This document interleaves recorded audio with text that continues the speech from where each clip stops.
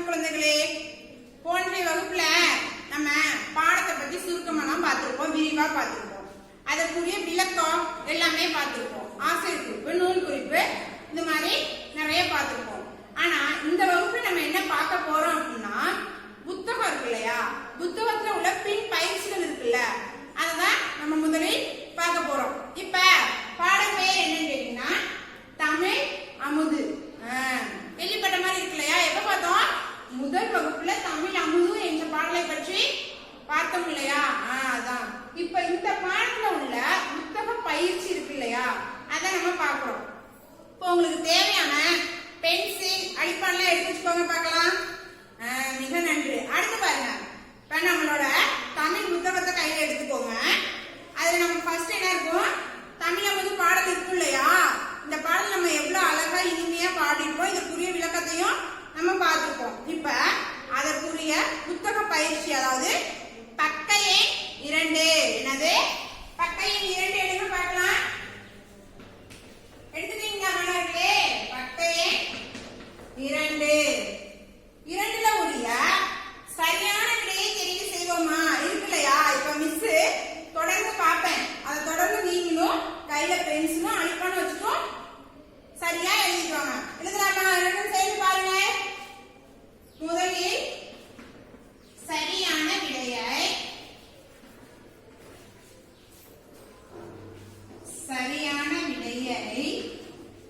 தெரிவு செய்வோமா? சரியான விடையை தெரிவு செய்வோமா?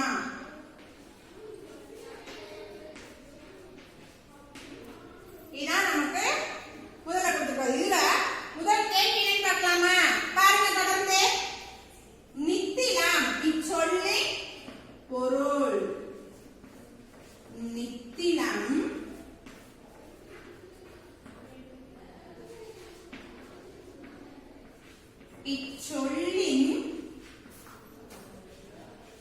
இச்சொல்லின் பொருள். இந்த கேள்வி நமக்கு எங்க பார்த்த மாதிரி இருக்கு இல்லையா? முதல்ல நம்ம பார்த்தோம் இல்லையா? இந்த கேள்வியோட பொருள் பணித்தாள், இந்த கேள்வி நம்ம அடிக்கடி பார்த்துக்கோம் இல்லையா? அதே மாதிரிதான் இப்ப நம்ம இங்க எழுதுறோம். புரியுதுங்களா? இப்ப நம்ம எழுத போறோம்.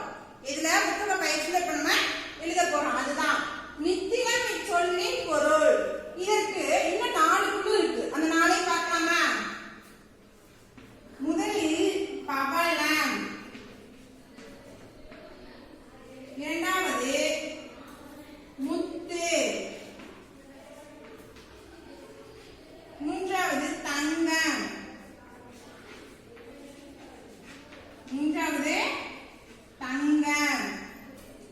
அடுத்து 4 வைரம். என்னது? 4 வைரம். பாருங்க, முதலில் பவளம், முத்து, தங்கம், வைரம். இப்ப இதுக்கு பதில் சொல்லுங்க பார்க்கலாம். மிக நன்றி. என்னது? நித்திலம் இச்சொல்லின் பொருள். என்னது? முத்து. எல்லாரும் என்னுடன் சேர்ந்து இந்த விடைய ரவுண்ட் பண்ணிக்கோங்க, அதாவது வட்டம் போட்டுக்கோங்க. சரிங்களா? வட்டம் போட்டுட்டு இந்த முத்துங்கிறத எடுத்து இந்த டேஷ்ல எழுதலாமா? சொல்லிட்டே எழுதுங்க. முத்து,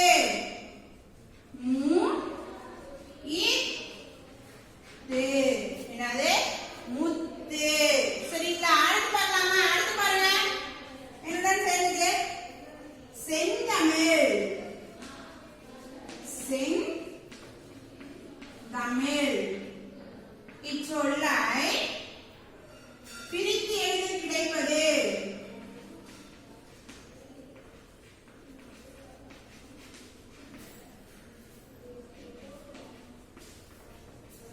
இச்சொல்லை பிரித்து எழுத கிடைப்பது டேஷ். இப்ப இதற்குரிய 4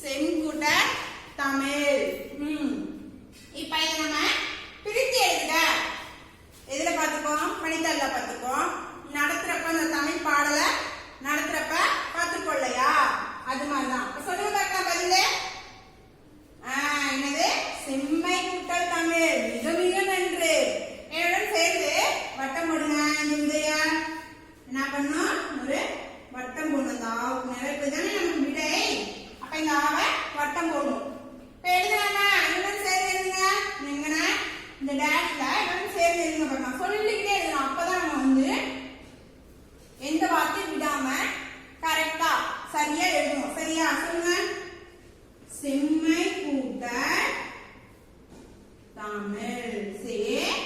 இன்மை செம்மை கூட்டல் தமிழ். செம்மை கூட்டல் தமிழ். மிக மிக நன்று. அடுத்து பார்க்கலாம். இல்லையாச்சா? மிக நன்று. கரெக்டா எழுதிட்டீங்க வார்த்தையெல்லாம். மிக நன்று. அடுத்து பார்க்கலாமா? என்னன்னு சேர்த்து பாருங்க. மூணாவது உன்னை கூட்டல் தவிர.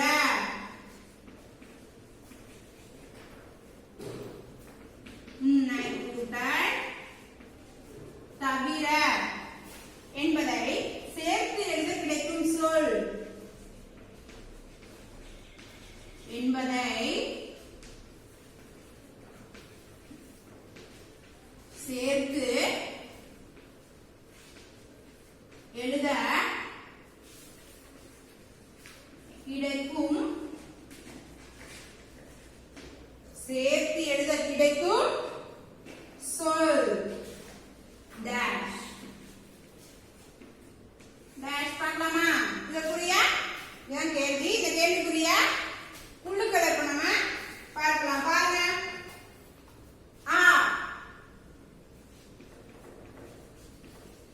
உன்னை தவிர. உன்னை தவிர. உன்னை தவிர. என்னது? உன்னை தவிர.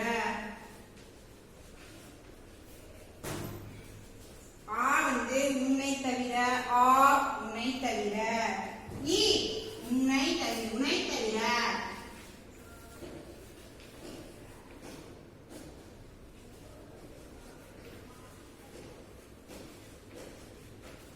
அடுத்து உன்னை தவிர.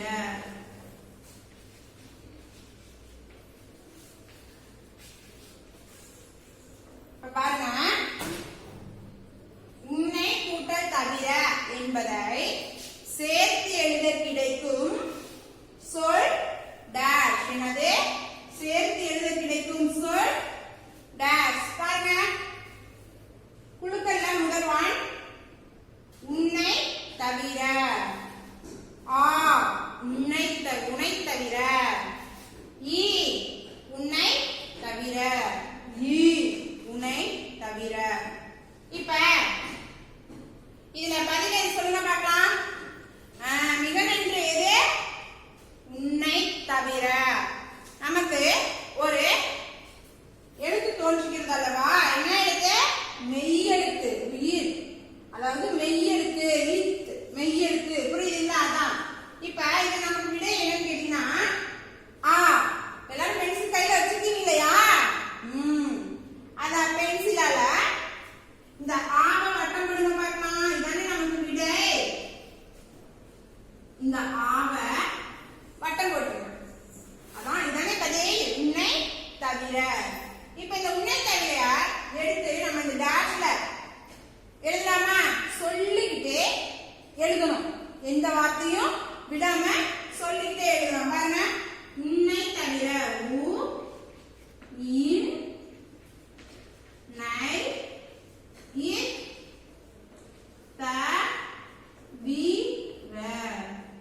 உன்னை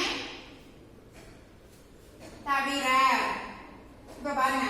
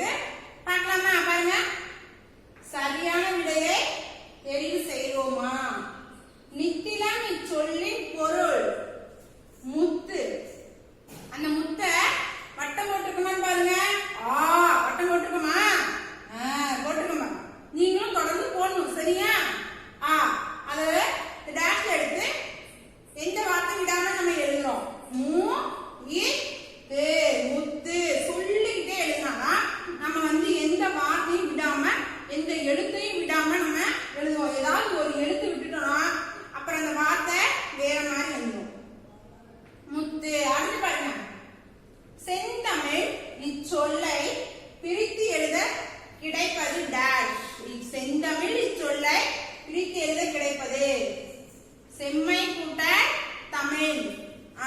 இந்த ஆவை நம்ம மட்டும் போட்டிருக்கோம். போட்டிருக்கீங்களா? மிக நன்றி. என்னுடன் சேர்ந்தே போடுங்க. நாம மட்டும் போட்டிருக்கோம். இப்ப இந்த விட எடுத்து நம்ம எங்க எழுதணும்? அந்த டேஷ்ல எழுதணும் இல்லையா? சொல்லிக்கிட்டே எழுதணுமா? இப்ப திரும்ப சொல்லுங்க. சே இம் மை செம்மை கூட்டல் தமிழ் தா மீ ஏல் தமிழ். அடுத்து பாருங்க. உன்னை கூட்டல் தவிர என்பதை சேர்த்து எழுத கிடைக்கும் சொல் டேஷ். நம்ம எந்த என்னுடைய வட்டம் போட்டோம் சொல்லுங்க. ஆவ போட்டோம் இல்லையா? அதுதான். இப்ப இதை எடுத்து அந்த டேஷ்ல நம்ம எழுதிருப்போம். இப்ப அதை நம்ம திரும்பவும் பாக்குறோம். என்னோட நல்லா தெரிஞ்சு பாருங்க. ஏன் பாக்குறோம்னா அந்த எழுத்தை நம்ம விட்டுறாம எழுதிருக்கணும். ஏதாவது ஒரு எழுத்தை விட்டோம்னா பதில் வந்து தப்பா போயிடும். அதனாலதான் திரும்ப நம்ம பாக்குறோம். திரும்ப திரும்ப பார்த்தாதான் நமக்கு வந்து மனசுல நல்லா பதியும். சரியா? உ இ நை இ த வி ர உன்னை தவிர. இப்ப இந்த பதில் எல்லாம் வட்டம் போட்டிருக்கோமா? அந்த டேஷ்ல நம்ம அந்த விட எடுத்து எழுதியிருக்கோமா? கரெக்டா எழுதியிருக்கோமா அப்படின்னு சொல்லியும் பார்த்துட்டோம். சரியா? இப்ப அடுத்து நம்ம பார்க்க போறது அடுத்து அதுக்கு கீழேயே பாருங்க. பக்கம் 2 கீழேயே பாருங்க. என்ன கொடுத்துருக்காங்க? இப்பாடலில் இரண்டாம் எழுத்து ஒன்று போல் வரும் சொற்களை தெரிவு செய்து எழுதுவோமா கேட்டிருக்காங்க இல்லையா? அதை இப்ப நம்ம பார்க்கலாம். பாருங்க. பாடலில் இரண்டாம் எழுத்து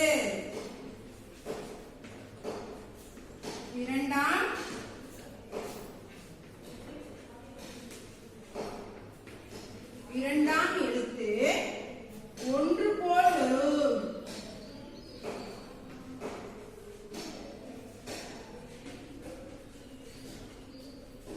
ஒன்று போல் வரும்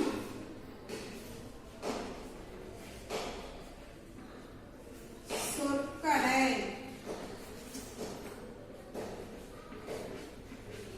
ஒன்று போல் வரும் சொற்களை தெரிவு செய்து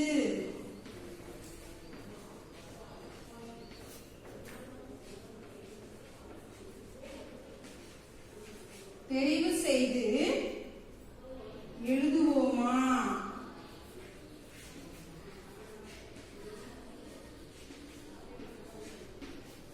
தெரிவு செய்து எழுதுவோமா கொடுத்துருக்காங்க இல்லையா? இதுக்கும் கீழே பாருங்க. ஒரு பச்சை கலர் கட்டான் போட்ட பச்சை கலர் கலர்ல ஒரு கட்டான் இருக்கு இல்லையா? அதுக்குள்ள பாருங்க. அவங்களே ஒரு எடுத்துக்காட்டு மாதிரி அவங்க வந்து கொடுத்துருக்காங்க. என்ன கொடுத்துருக்காங்க?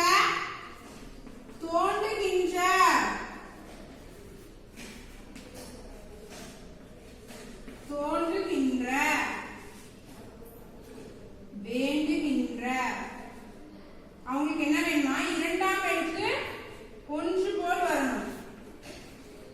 என்ன எழுத்து? இரண்டாம் எழுத்து ஒன்று போல் வரணும். சரியா?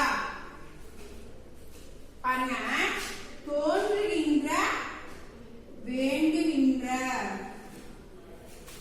தோன்றுகின்ற வேண்டுகின்ற. புரியுதுங்களா? எடுத்துக்காட்டு கொடுத்துருக்காங்க. இரண்டாம் எழுத்து வருதா? தோ இன். அதே மாதிரி இதுல பாருங்க. வே இன் இரண்டாம் எழுத்து.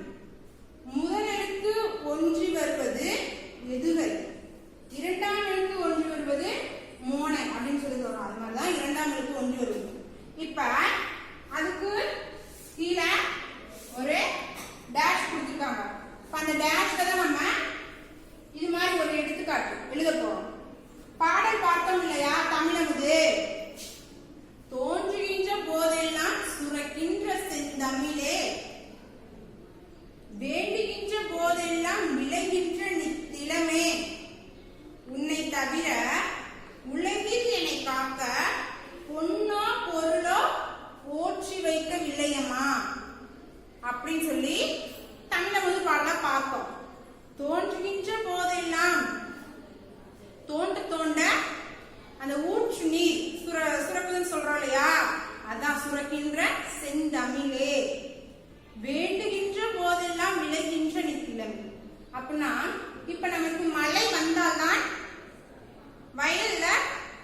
விளையும். அது என்ன பயிர் இதெல்லாம் நமக்கு சாப்பிடணும்னு நமக்கு மழை முக்கியமா தேவை. அது இந்த டைம்ல எல்லாம் நமக்கு மழை ரொம்பவா இல்லை. ஆனா இப்ப நமக்கு மழை காலம், புரியுதுங்களா? அது மாதிரிதான் விளைகின்ற போதெல்லாம் கிடைக்கும் நித்திலம், அதான் மூத்து அப்படின்னு சொல்லி சொல்றோம். உலகில் என் தவிர, அதாவது இந்த பாடலை பாடியவர் யாருன்னு சொன்னோம்? கண்ணதாசன். கண்ணதாசன் என்ன சொல்லியிருக்காங்கன்னா, இந்த உலகத்துல எனக்கு தமிழை தவிர எனக்கு வேற எதுவும் வேணாம் அப்படின்னு சொல்லி யார் சொன்னாரு? கண்ணதாசன் சொன்னாரு. அதான் அந்த பாடல வருது பாத்தீங்களா? உலகில் என்னை தவிர பொன்னோ பொருளோ போற்றி வைக்கவில்லையம்மா. அதான் உலகில் தமிழை தவிர அவருக்கு எந்த பொண்ணு பொருள் இந்த வயல் இந்த மாதிரி எதுவுமே இல்லை. நான் தமிழ் இருந்தா உயிர் வாழ்ந்துடுவேன், எனக்கு எங்க போனாலும் தமிழ் போதும் அப்படின்னு சொல்லியிருக்காரு. அது மாதிரிதான் இதுல நம்ம ஒரு மோனை எதுக இது மாதிரி பார்க்கிறோம். பாருங்க, உன்னை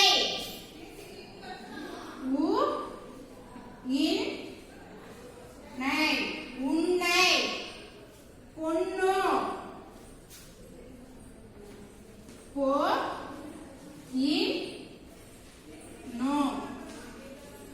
பொன்னோ. இதுல இரண்டாம் எழுத்து ஒன்று வேதம் பாருங்க, இரண்டாம் எழுத்தா. இதுல பாருங்க போ இரண்டாம் எழுத்து ஒன்று வருதா? இதுதான். இப்பாடலில் இரண்டாம் எழுத்து ஒன்று போல் வரும் சொற்களை தெரிவு செய்து எழுதுவோமா?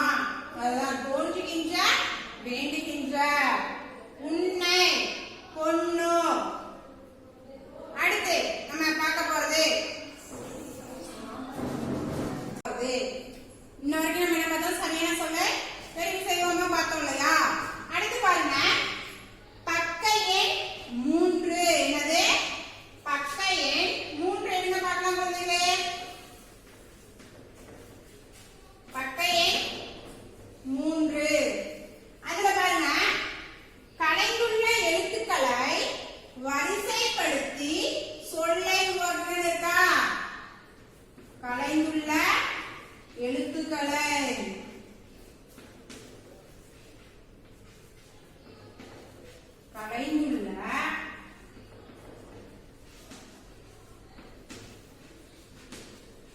எழுத்துக்களை வரிசைப்படுத்தி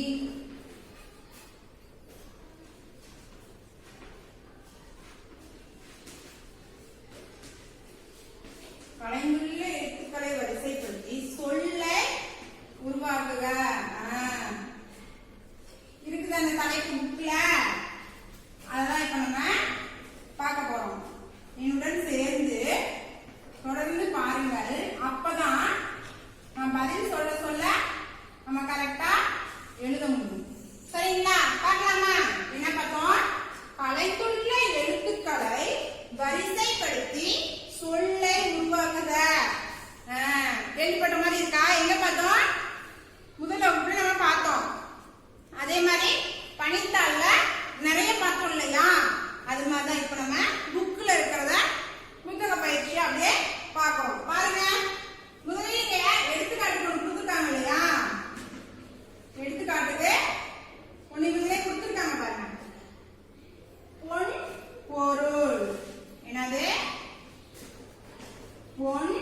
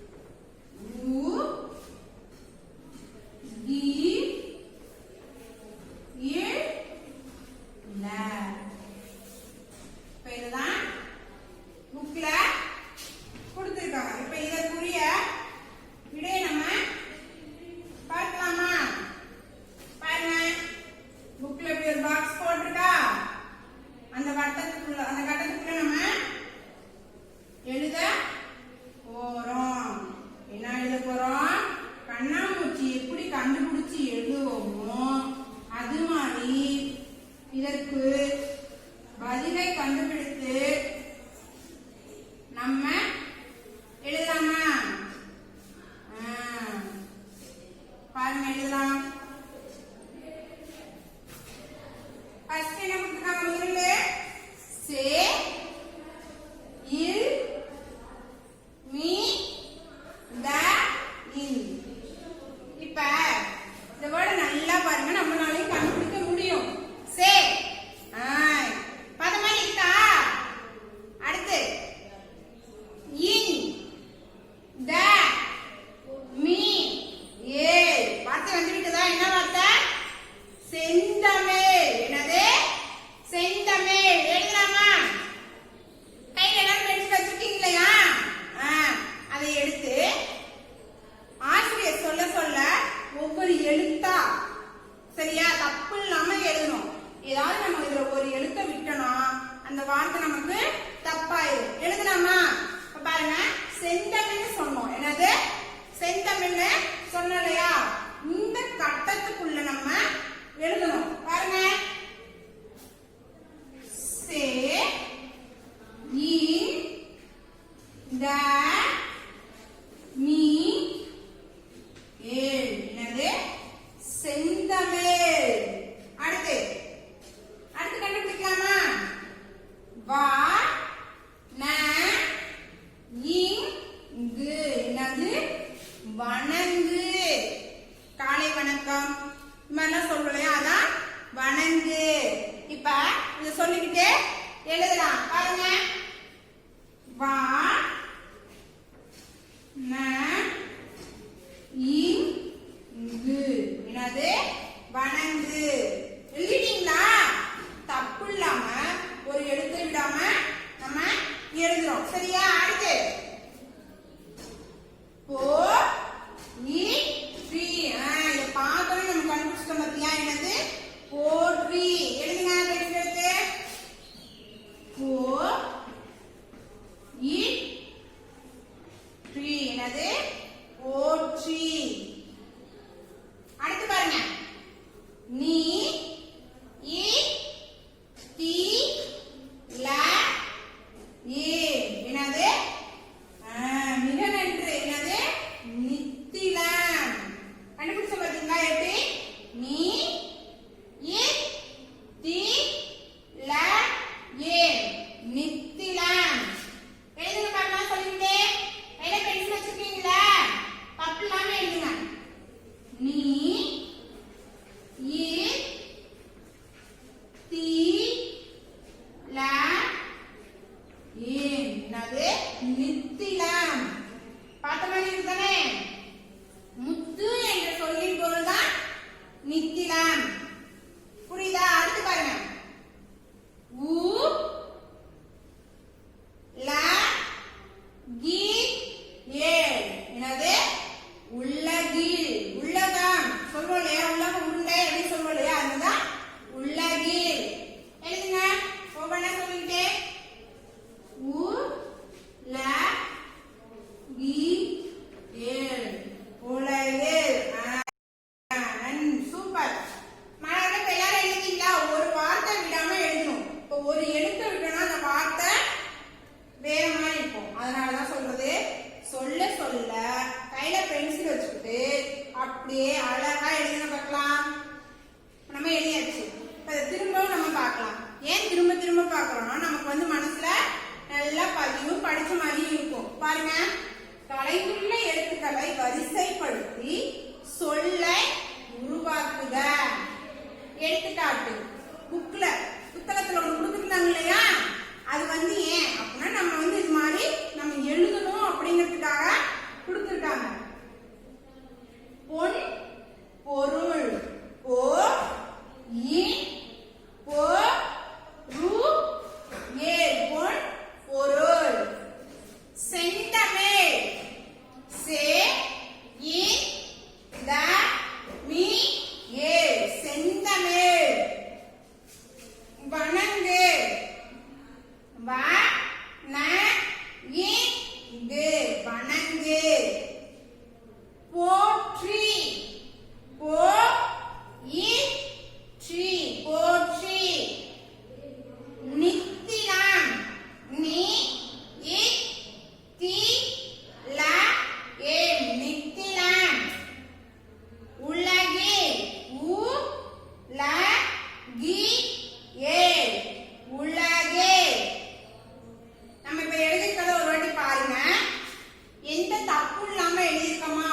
பாருங்க. எழுத்து நீ அழகா எழுதிருக்கமான்னு பாருங்க. சரிங்களா?